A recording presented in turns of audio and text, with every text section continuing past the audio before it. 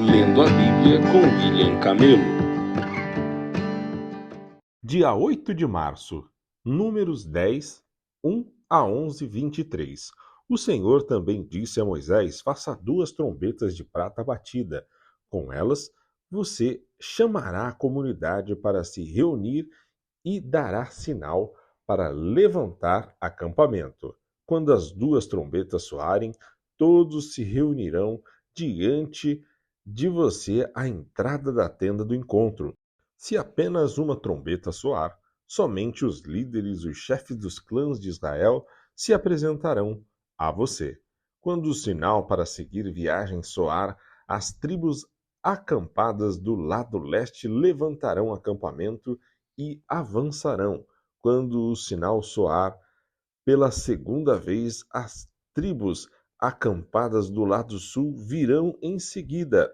Mande soar 2 toques curtos para indicar que devem partir. Mas, quando convocar o povo para uma reunião sagrada, mande soar um toque diferente. Apenas os sacerdotes, os descendentes de Arão, tocarão as trombetas. Essa é uma lei permanente para vocês, a ser cumprida de geração em geração.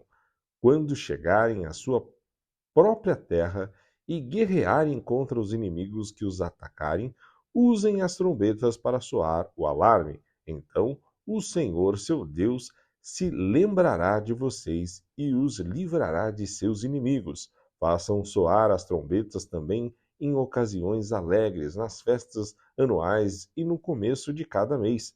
E toquem as trombetas ao apresentarem holocaustos e ofertas de paz.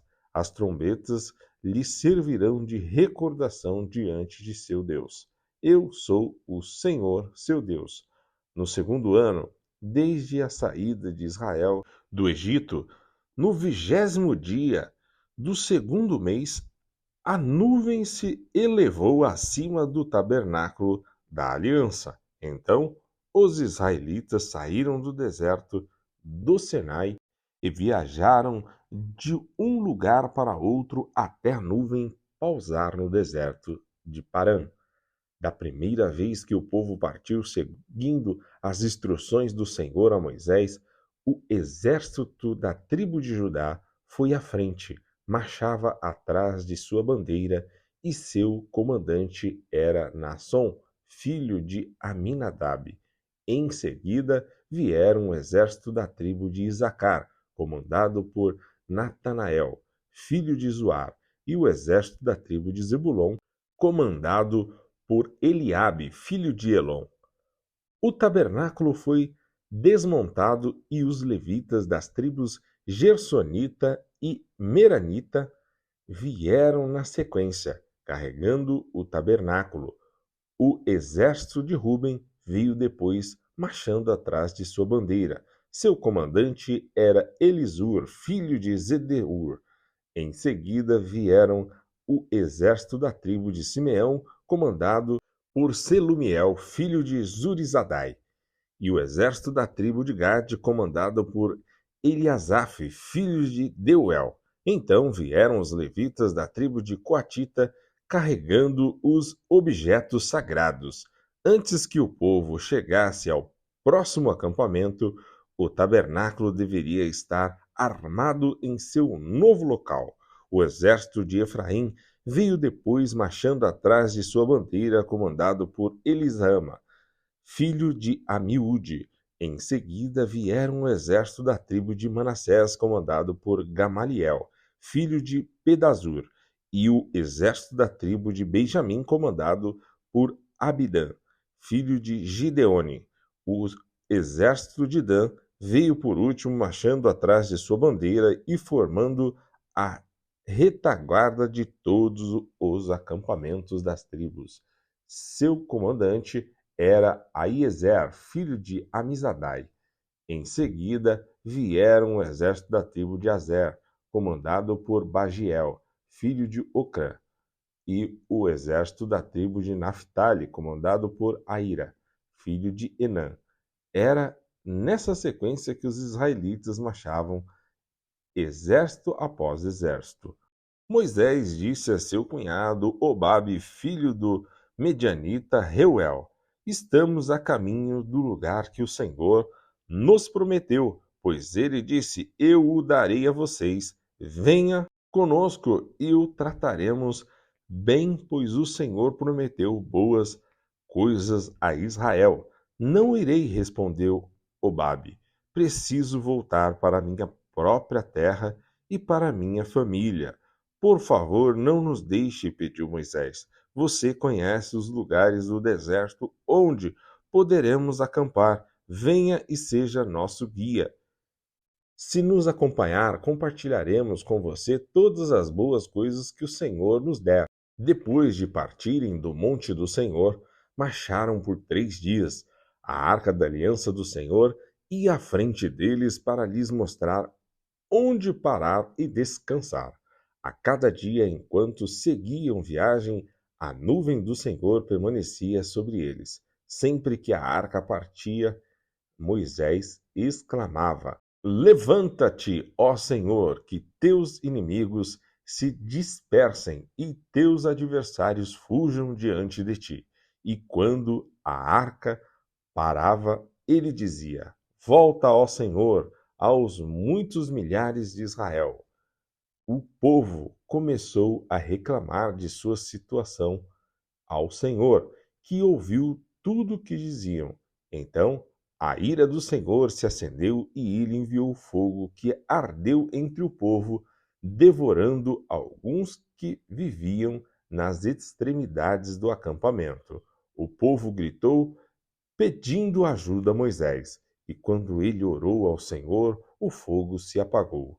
Depois disso, aquele lugar foi chamado de Tabera, pois o fogo do Senhor ardeu ali entre eles. Então, o bando de estrangeiros que viajava com os israelitas começou a desejar intensamente a comida do Egito, e o povo de Israel também começou a se queixar. Ah, se tivéssemos carne para comer, que saudade dos peixes que comíamos de graça no Egito. Também tínhamos pepino, melões, alhos porós, cebolas e alho à vontade.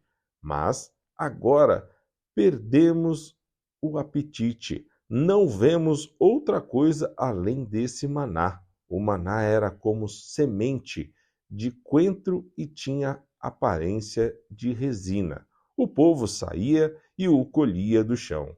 Usava-o para fazer farinha, triturando em moinhos manuais ou socando em pilões. Depois cozinhava o maná numa panela e fazia bolos achatados, que tinha gosto de massa folheada, assada com azeite. O maná caía sobre o acampamento durante a noite, com o orvalho. Moisés ouviu todas as famílias reclamando a entrada de suas tendas, e a ira do Senhor se acendeu. Com isso, Moisés se revoltou e disse ao Senhor: Por que tratas a mim, teu servo, com tanta crueldade? Tem misericórdia de mim.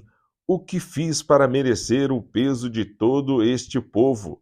Por acaso gerei ou dei à luz este povo? Por que me deste para carregá-los nos braços como a mãe carrega o bebê que mama? Como o levarei à terra que juraste dar a seus descendentes? Onde conseguirei carne para todo este povo?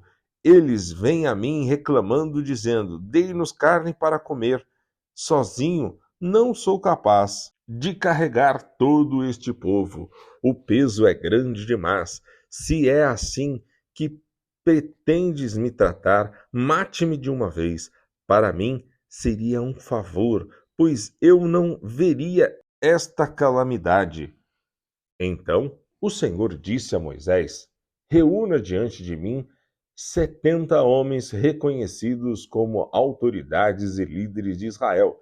Leve-os à tenda do encontro para que permaneçam ali com você.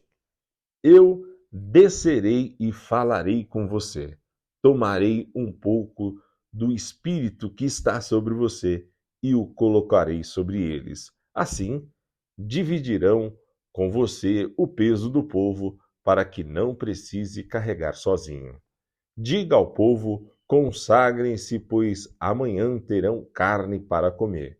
Vocês reclamaram e o Senhor os ouviu quando disseram: ah, se tivéssemos carne para comer, estávamos melhor no Egito.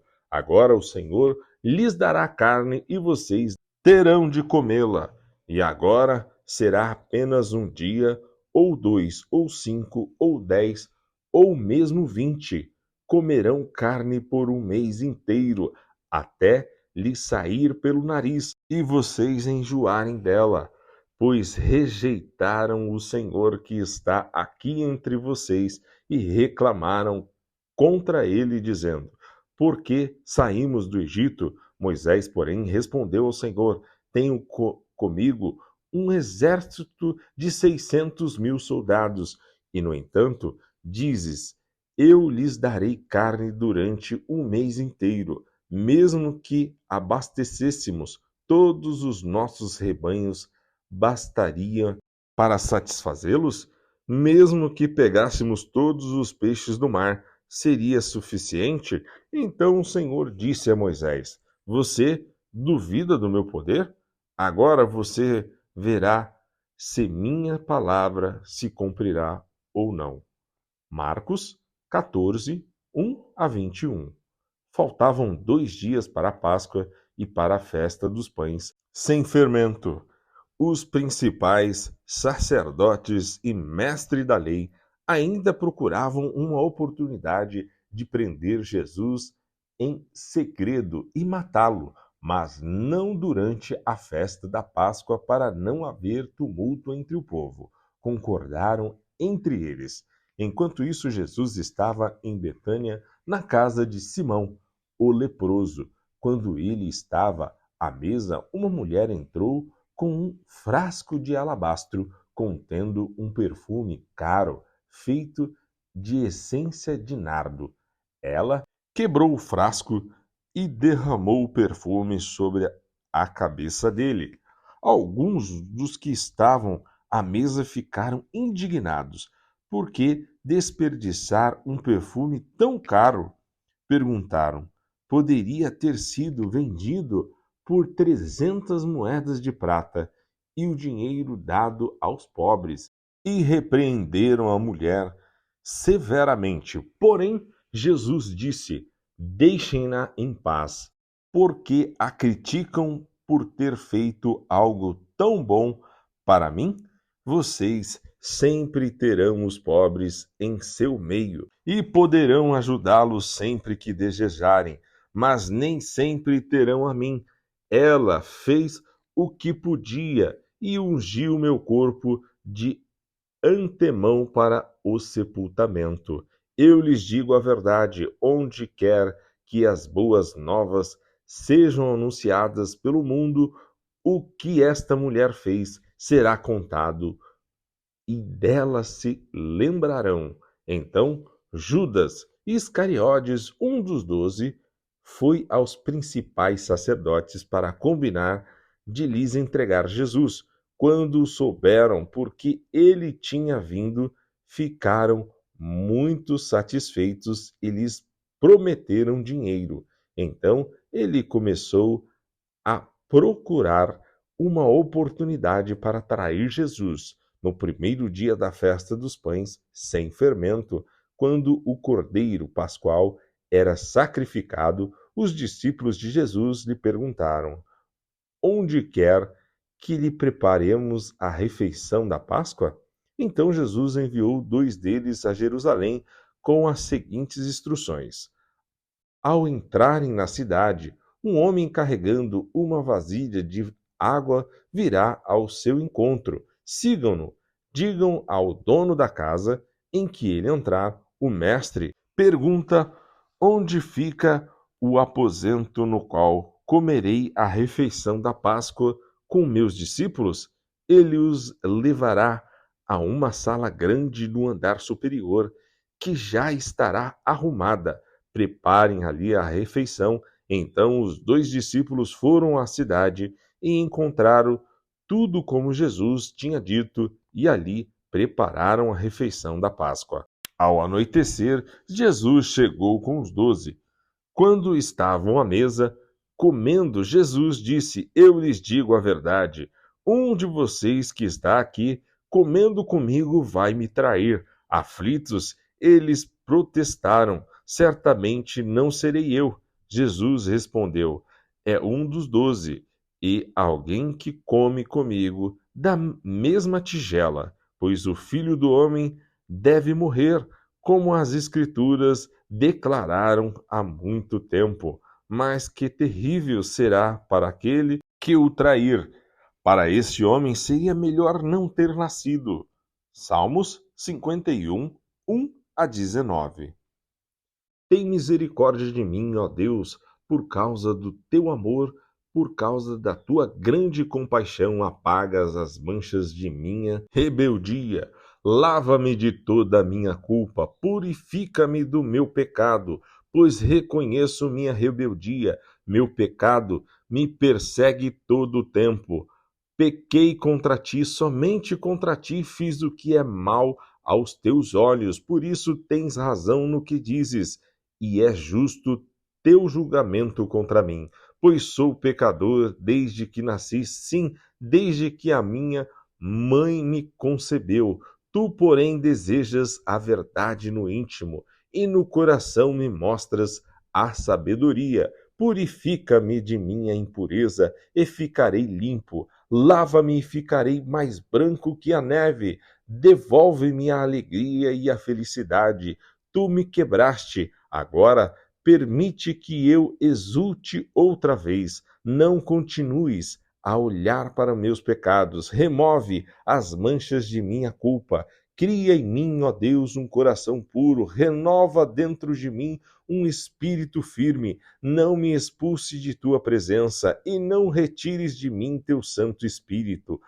Restaura em mim a alegria de tua salvação e torna-me disposto a te obedecer. Então ensinarei teus caminhos aos rebeldes e eles voltarão a ti. Perdoa-me por ter derramado sangue, ó Deus de minha salvação. Então, com alegria anunciarei tua justiça.